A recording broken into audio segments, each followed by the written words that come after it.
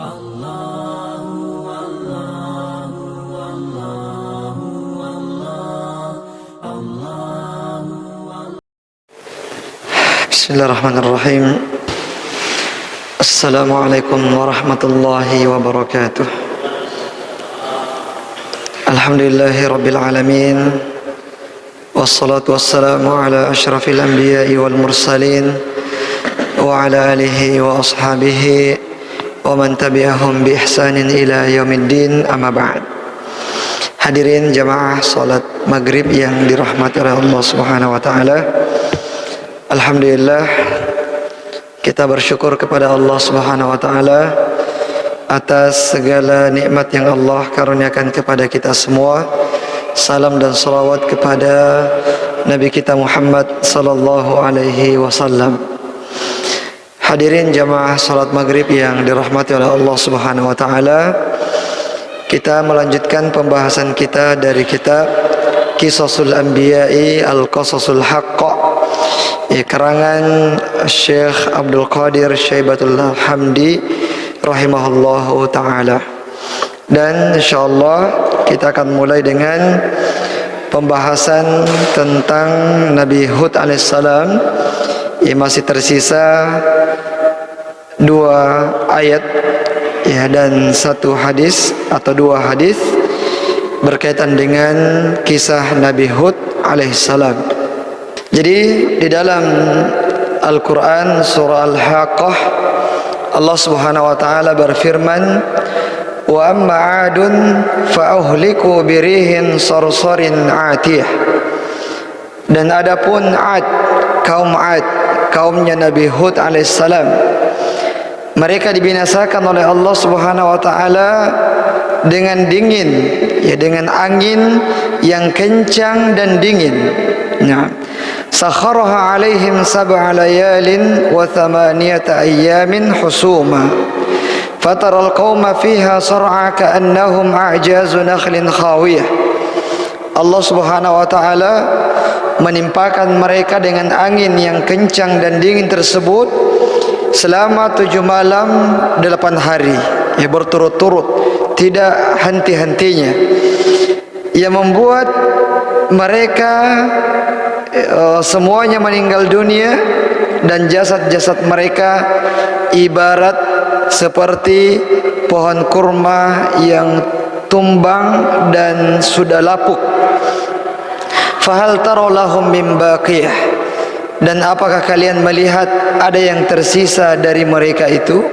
Jadi semua kaum Nabi Hud alaihissalam yang kafir, yang tidak beriman, semuanya dibinasakan oleh Allah Subhanahu wa taala dengan angin yang kencang dan dingin tersebut.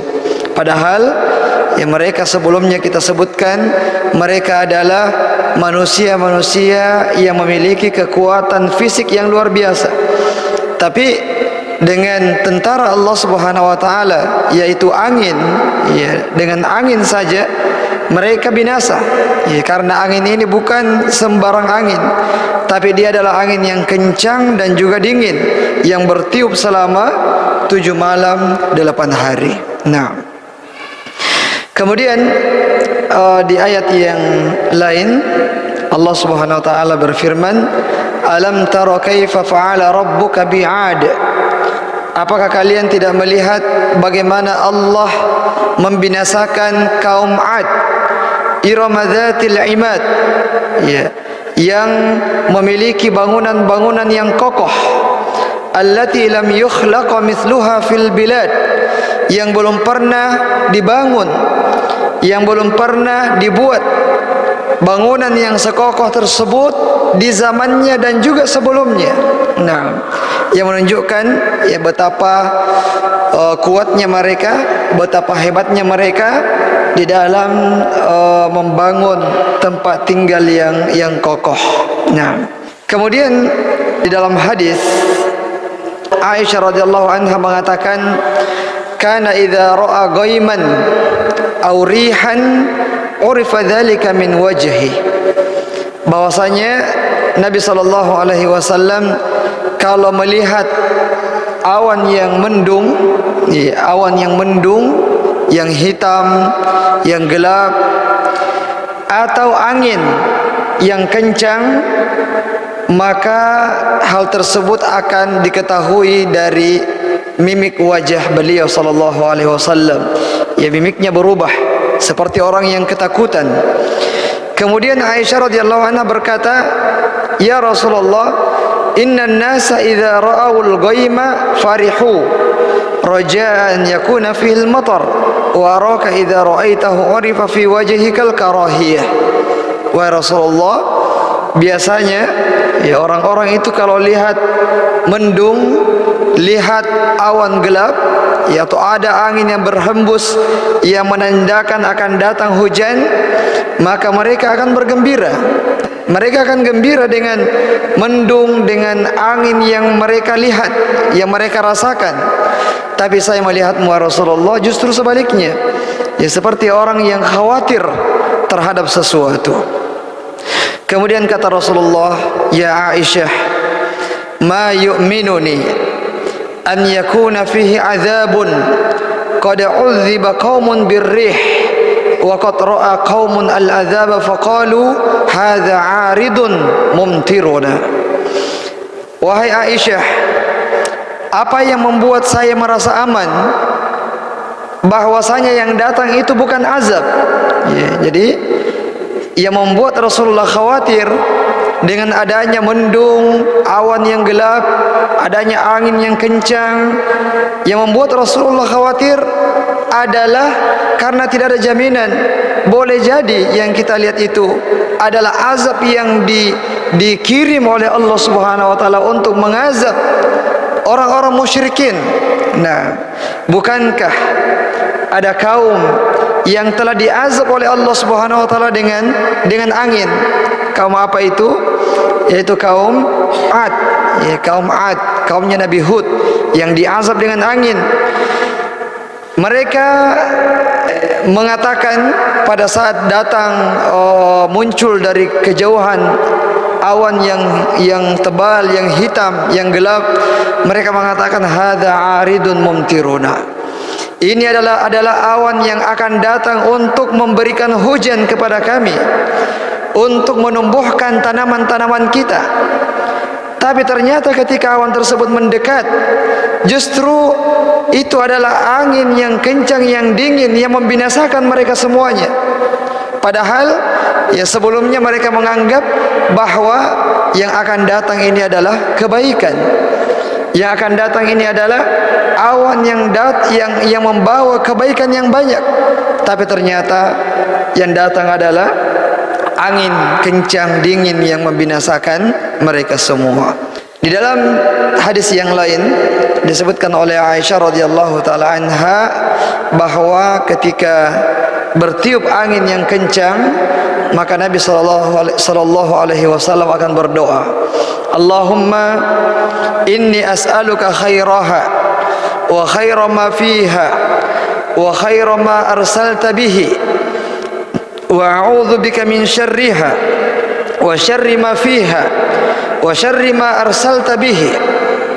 Ya Allah, saya memohon kepadamu kebaikannya dan kebaikan yang terdapat padanya dan kebaikan yang engkau utus angin tersebut kepada kami, dan saya memohon perlindungan kepadamu dari keburukannya, dari keburukan yang ada di dalamnya, dan dari keburukan yang engkau utus angin tersebut kepada kami. Ya, karena angin yang datang itu bisa membawa kebaikan, bisa membawa malapetaka. Ya, dia datang membawa kebaikan ketika angin tersebut datang menggiring awan yang membawa hujan yang bermanfaat bagi manusia. Itu adalah kebaikan yang dibawa oleh angin. Nah, dan ada juga keburukan yang bisa dibawa oleh angin tersebut, yaitu ketika anginnya sangat kencang, ya maka akan memporak-porandakan ya rumah-rumah, merusak tanam-tanaman, kebun-kebun dan sebagainya. Nah, sehingga Nabi SAW meminta kebaikannya dan memohon perlindungan dari keburukan yang dibawa oleh angin tersebut. Nah, ini doa yang disebutkan oleh Nabi sallallahu alaihi wasallam ketika beliau melihat angin kencang. Nah, kemudian berkata Aisyah radhiyallahu anha, wa idza ghayyabatis samaa'u taghayyara launuhu wa kharaja wa dakhala wa aqbala wa adbar fa idza amtarat surriya anhu fa 'arifa dhalika Aisyah fa 'arafa dhalika Aisyah فسألته فقال لعله يا عائشة كما قال قوم عاد فلما رأوه عارضا مستقبل أوديتهم قالوا هذا عارض ممطرنا. Ya, ketika langit mendung, ya, nah, maka Rasulullah akan merasa takut, khawatir, sehingga beliau akan masuk keluar rumah. Nah, masuk keluar rumah. Kemudian kalau sudah turun hujan, ya barulah kemudian Rasulullah akan bergembira. Ya, kalau baru berupa awan yang gelap disertai dengan angin, maka Rasulullah akan merasa khawatir, takut.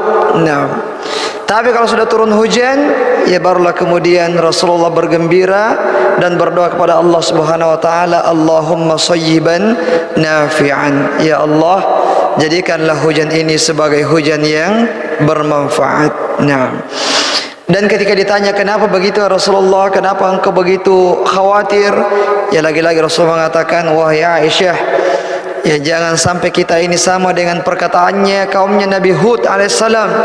Ketika mereka melihat awan yang datang dari kejauhan, mereka mengatakan ini adalah awan yang membawa hujan untuk kami, padahal itu adalah azab yang akan menimpa mereka. Nah, jadi ini jamaah yang dirahmati oleh Allah Subhanahu wa taala, ya bagaimana Rasulullah sallallahu alaihi wasallam merasa takut, merasa khawatir dengan azab yang pernah Allah mengazab sebuah kaum sebelumnya.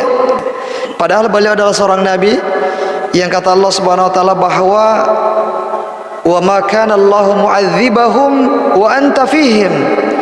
Wahai Rasulullah, wahai Muhammad, Allah tidak akan mengazab mereka selagi kamu berada di sisi mereka.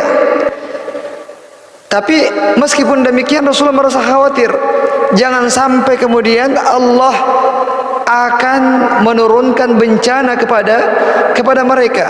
Ya, tapi kebanyakan justru orang-orang yang kafir justru merasa tenang-tenang saja. Ya, justru merasa tidak ada yang perlu dikhawatirkan. Ya, karena tidak mengenal Allah Subhanahu wa taala dan tidak takut kepada Allah Subhanahu wa taala. Nah, sekira demikian, semoga bermanfaat.